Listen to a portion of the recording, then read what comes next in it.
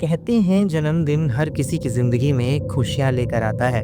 लेकिन क्या हो अगर वही जन्मदिन तुम्हारी मौत की वजह बन जाए। ये कहानी है 10 साल की मासूम बच्ची निधि की, जिसे अपने जन्मदिन का बेसब्री से इंतजार था। लेकिन उसे क्या पता था कि इस बार का जन्मदिन उसकी जिंदगी का आखिरी जन्मदिन साबित हो सकता है। 1 मई 2025। निधि एक 10 साल की छोटी सी बच्ची थी जो अपने जन्मदिन के लिए बहुत उत्साहित थी। शाम को अपनी मम्मी के साथ केक खरीदने गई, जहां उसने अपना मनपसंद स्ट्रॉबेरी केक ऑर्डर किया। 2 मई 2025। आज निधि की खुशी का ठिकाना नहीं था। सुबह से ही वो अपने बर्थडे सेलिब्रेशन को लेकर बहुत एक्साइटेड थी। जैसे जैसे शाम करीब आती जा रही थी, उसकी बेचैनी बढ़ती जा रही थी। ठीक शाम 8 बजे निधि का जन्मदिन मनाया गया। सब बहुत मजे कर रहे थे, डांस कर रहे थे। निधि भी अपने दोस्तों के साथ खुशी से नाच रही थी। पूरी पार्टी बहुत शानदार रही। पार्टी खत्म होने के बाद निधि अपने जन्मदिन के तोहफे देख रही थी। तभी उसकी नजर एक सुंदर से गुलाबी रंग के बॉक्स पर पड़ी। जब निधि ने वह बॉक्स खोला तो अंदर से एक अजीब लेकिन बहुत खूबसूरत सी गुड़िया निकली। उस गुड़िया को देखते ही निधि बहुत खुश हो गई और पूरी रात उसके साथ खेलती रही। 4 मई 2025। दोस्तों, जन्मदिन को बीते आज पूरे 2 दिन हो चुके हैं।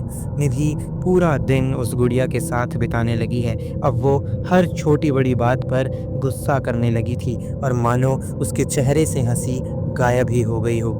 उसका चेहरा देखकर अब यह कहा ही नहीं जा सकता था कि वो महज एक 10 साल की छोटी सी बच्ची है। लगता था जैसे शरीर तो उसका है लेकिन आत्मा किसी और की। 5 मई 2025। बाहर बहुत तेज बारिश हो रही थी। निधि के पापा सुनील अपने कमरे में सो रहे थे।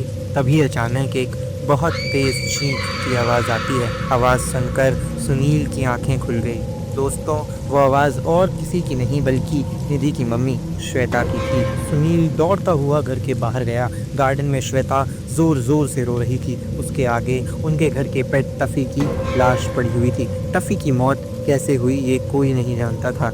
जहां एक तरफ सुनील श्वेता को संभाल रहे थे, वहीं घर की बालकोनी में खड़ी निधि अपनी उसी गुड़िया के साथ हंस रही थी। एक डरावनी भयानक हंसी। 6 मई 2025। टफी की मौत के दुख से श्वेता अभी उभर ही रही थी। तभी उसने देखा कि घर के बाहर बहुत भीड़ लगी हुई है। जब वो बाहर आकर देखती है तो उसे अपने घर के आंगन में बहुत सारे कबूतर मरे पड़े मिलते हैं। टफी की अचानक मौत और अब इन कबूतरों का इस तरह मरना, यह बहुत ही अजीब घटना थी।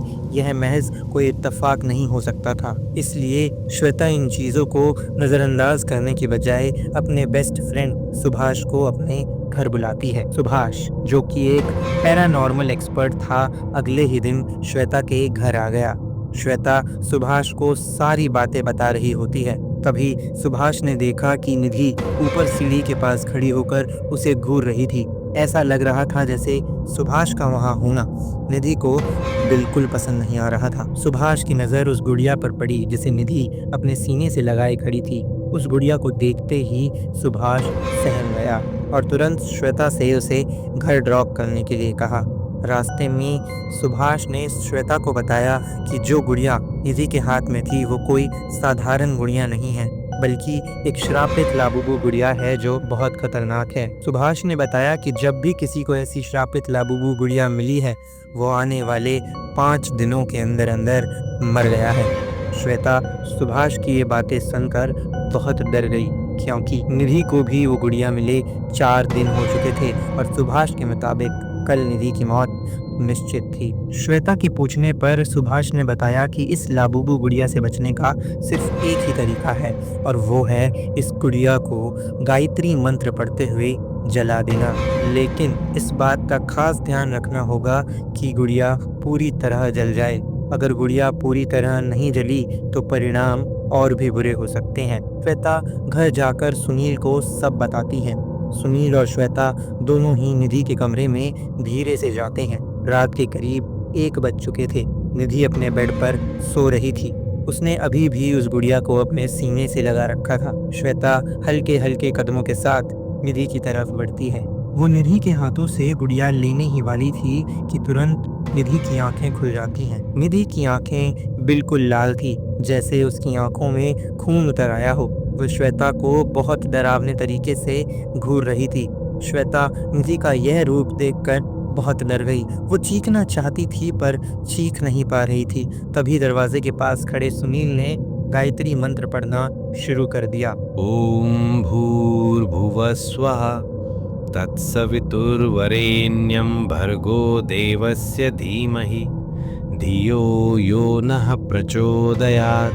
गायत्री मंत्र के उच्चारण से ही निधि को तकलीफ होने शुरू हो गई। निधि ने सुनील का गला पकड़कर उसे उड़ाते हुए घर से बाहर ले जाना शुरू किया। सुनील ने निधि को अपने दोनों हाथों से जकड़ लिया और श्वेता से गुड़िया को जलाने के लिए कहा। श्वेता ने गुड़िया को जल्दी से जला दिया। जैसे ही लाबुबू जलना शुरू हुई, निधि का शरीर बुरी तरह तड़पने लगा और थोड़ी ही देर में निधि बेहोश हो गई। निधि अब पहले की तरह हंसने बोलने लगी थी। सब कुछ फिर से सामान्य लगने लगा था। लेकिन दोस्तों, क्या यह सच में अंत था? सवाल यह है कि आखिर वो गुड़िया निधि तक पहुंची कैसे?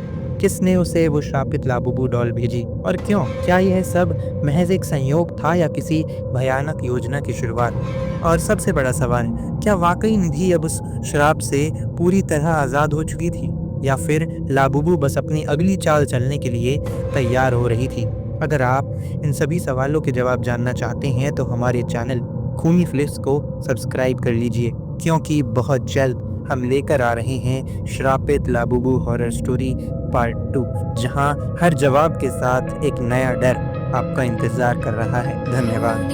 रात है छाई अंधेरा बोल रहा है, कहीं हवाओं में एक शोर सा छुपा है। दरवाजे खुद खुलते दीवारें रो रही हैं। खूनी फ्लेक्स यहाँ सिर्फ डर का खेल चले।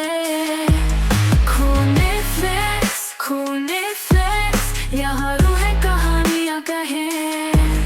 एक सांस रुकती है, एक परछाई दिखती है, चीखें गूंजती है, दिल की धड़कन थमती है। खून के धागे, मौत के साए, खूनी फ्लेक्स लाए जो कभी ना भूल पाए।